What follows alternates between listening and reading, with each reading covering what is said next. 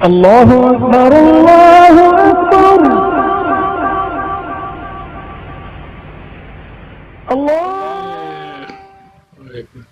اچھا سر، میرا ایک اور سوال ہے کہ اگر ہم کسی پلینٹ پہ پہنچ جاتے ہیں اور وہاں کسی ذی شعور مخلوق کو پاتے ہیں تو اسے اسلام کی دعوت دینی ہوگی یا نہیں دینی ہوگی، اس کے بارے میں آپ کے کیا خیالات ہیں؟ ایکسٹرا ٹیریسٹریلس اور ایلینز کے بارے میں کہ اگر وہ انسان ذی شعور ہیں یعنی انٹیلیجنٹ یا ریشنل سپوزیٹمس پائے ہیں تو ان کے ساتھ کیا ہوگا. دیکھیں ایسی صورت میں اگر یہ کہا جائے کہ وہ بالکل انسان ہی ہیں مگر دوسرے پلینٹ پر پیدا ہو گئے ہیں تو ان کو اسلام کی دعوت دی جائے گی. لیکن اگر انسان سے فرق ہیں تو اب مختلف کیسز ہے کس حد تک فرق ہیں. اگر وہ اتنے فرق ہے کہ جس طرح ایک دنیا میں جیسے ایک حبشی کا ایک چائنیز سے یا ایک یورپین سے فرق ہوتا ہے، اسی قسم کا کوئی فرق ہے، تو ہم ایسی صورت میں اس کو اس صورت میں بھی اسلام کی دعوت دے سکتے ہیں. اب اگر بہت زیادہ فرق ہے کہ ان کو انسان ہی نہ کہا جا سکے، ایسی صورت میں ہم ان کو اسلام کی دعوت شاید نہ دیں. اس کی وجہ کیا ہے کہ ایسی صورت میں ہم انہیں انسان ہی نہیں مانیں گے اور نہ جن مانیں گے، کیونکہ مکلف ہمارے پاس دو ہی مخلوق ہے. تو اگر کسی ایلین یا ایکسٹرا ٹیریسٹریل کو اسلام کی دعوت دیں گے تو اسے یا تو انسان کے اندر داخل کرنا پڑے گا یا جن کے اندر. اگر یہ دونوں میں نہیں ہوں گے تو ان کو پھر حیوان میں داخل کرنا پڑے گا، اور ایسی صورت میں ہم ان کے ساتھ ہو سکتا ہے دوستانہ مراسم رکھیں اور ان کو اسلام کی تعلیم بھی دیں، مگر یہ نہ سمجھیں کہ وہ ایک ایسی قوم ہے جو مکلف ہے، کیونکہ وہ نہ انسان ہیں اور نہ وہ جن ہیں، لہذا مکلف بھی نہیں ہے.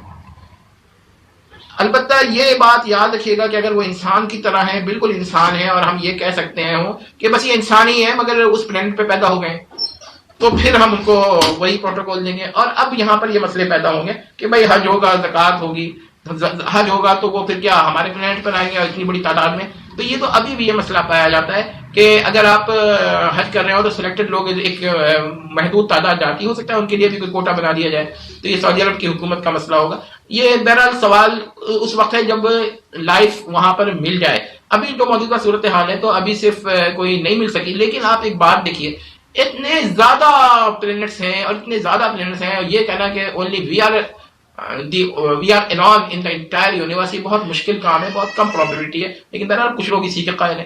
اب یہاں پر مولانا قاسم نانوتوی رحمۃ اللہ علیہ کی تحریم الناس کا ذکر کرتے ہیں کہ انہوں نے کہا ہے 7 پلینٹ، 7 ارتھ، یا تو یہ بات ٹھیک ہے کہ ہو سکتا ہے کہ بہت ساری ارتھ ہوں، یعنی ایک ارتھ نہیں ہو بلکہ ارتھ ہوں، یعنی بہت سارے.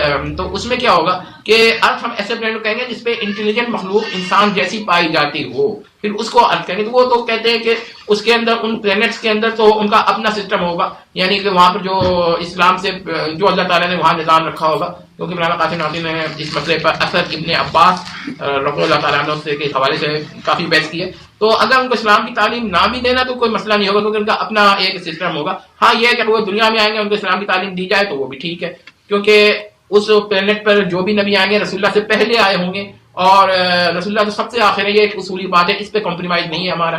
رسول اللہ آخری نبی ہیں، اور صرف پلینٹ ارتھ پر نہیں ہے بلکہ پورے کائنات میں آخری نبی ہیں. ان کے بعد اب کسی کو نبوت نہیں ملے گی. اور یہ کوئی اگر کہتا ہے کہ رسول اللہ کے بعد کسی کو نبوت ملے گی، یہ تو پھر کفر کا عقیدہ ہے. تو یہ جو ان کے آخری ہوں گے جو رسول اللہ سے پہلے گزرے ہوں گے، تو پھر وہ ان پر عمل کریں، تو پھر اس صورت میں اسلام کی دعوت دینا ان کو ضروری نہیں ہوگا. تو ہو سکتا ہے ان کے پاس کوئی الگ سسٹم ہو، تو کیا ہے، ہو سکتا ہے ان کے پاس الگ کعبہ ہو اور وہ ہو، تو اسے دیکھنا پڑے گا. اثر ابن عباس جو ہے اس طرف اشارہ کرتی ہے، لیکن کچھ ہمارے علماء جو ہے نا اس اثر کو نہیں مانتے. اور یاد رکھیے کہ مولانا قاسم نانوتوی کیونکہ بہت زیادہ انٹلیکچوئل ریشنل تھے، اور علم و فضل میں اور منطق و فلسفے میں فضل خرابانی صاحب کے برابر ہی تھے تقریباً، بلکہ تو انہوں کا ذہن یہاں تک پہنچ گیا تھا. آج جہاں سائنس جا رہی ہے وہاں تک مولانا قاسم نانوتوی کا ذہن اس وقت پہنچ گیا تھا جبکہ عام علماء یہ سوچتے تھے کہ سورج زمین کے گرد گھوم رہا ہے. تو انہوں نے کفر کے فتوے لگا دیے اور تحذیر الناس پہ فتوے لگا دیے، اور اس پر ایک مستقل بحث شروع ہو گئی. لیکن آپ یہ دیکھیے کہ ان کا ذہن کس حد تک گیا تھا. تو یہاں پر یہ میرا خیال ہے کہ اس پہ غور کرنا چاہیے. اور ایک بات آخری کہ دیکھیے ہمارے وہاں بھی کانسیپٹ موجود ہے کہ ایلینس 2 طرح کے ہیں. ایک ہو بہو انسان سے ملتے ہوئے ہیں، اب جیسے سپرمین ہے، یہ ڈی سی کامکس کا یہ کریکٹر ہے، مگر یہ کانسیپٹ موجود ہے کہ ایلین ہو سکتا ہے بالکل ہمارے جیسے ہوں، شکل صورت سے، اس کا جسمانی اسٹرکچر سیلولر فنکشنز میں تھوڑا سا ڈفرینس ہو، مگر ہوں بالکل انٹیلیجنٹ ہمارے جیسے. اور ایک ہی دوسرا کانسیپٹ ہے کہ بالکل مختلف چہرہ ہو، فٹ بال کی طرح چہرہ ہو، یا دبلے ہوں، یا انگلیاں لمبی ہوں، یا ٹانگیں پتلی ہوں وغیرہ. یہ دونوں کانسیپٹ ابھی بھی موجود ہے. اب جب کوئی ایلین ملے گا تو پھر ہم دیکھیں گے کہ کتنی اقسام کے ایلین پائے جاتے ہیں اور کتنے انسانوں جیسے ہیں یا انسانی ہیں. اور ہیومنائڈس کا اسی لیے ایک لفظ بھی آیا ہے. ہیومنائڈ اس کو کہتے ہیں کہ ہے تو وہ بالکل انسان مگر وہ زمین پہ پایا نہیں جاتا. کوئی اگر ایسا فرق ہوگا تو بہت ہی مائنوٹلی دیکھنے سے ہوگا، ادروائز اس میں کوئی ایسا فرق نہیں ہوگا. ابھی اور بھی مسائل ہیں جو علماء کو ڈسکس کرنے چاہیے لیکن انہوں نے ابھی ڈسکس نہیں کیے. اس کی کیا وجہ ہے؟ اس کی وجہ واحد یہ ہے کہ علماء ان لائنوں پہ ابھی سوچ ہی نہیں رہے. ان لائنوں پر ابھی سوچ ہی نہیں رہے. انہوں نے یہ فرض کیا ہوا ہے کہ we are alone in the universe. ایسی بات نہیں ہے. اور اثر ابن عباس کی وجہ سے میں کافی اسی جانب ہوں کہ آج نہیں تو کل، یا زیادہ دیر نہیں ہے، زیادہ 100 سال کے اندر اندر ہمیں ایلین لائف سے انٹریکشن ہوگا. ایسے اچھا سوال تھا.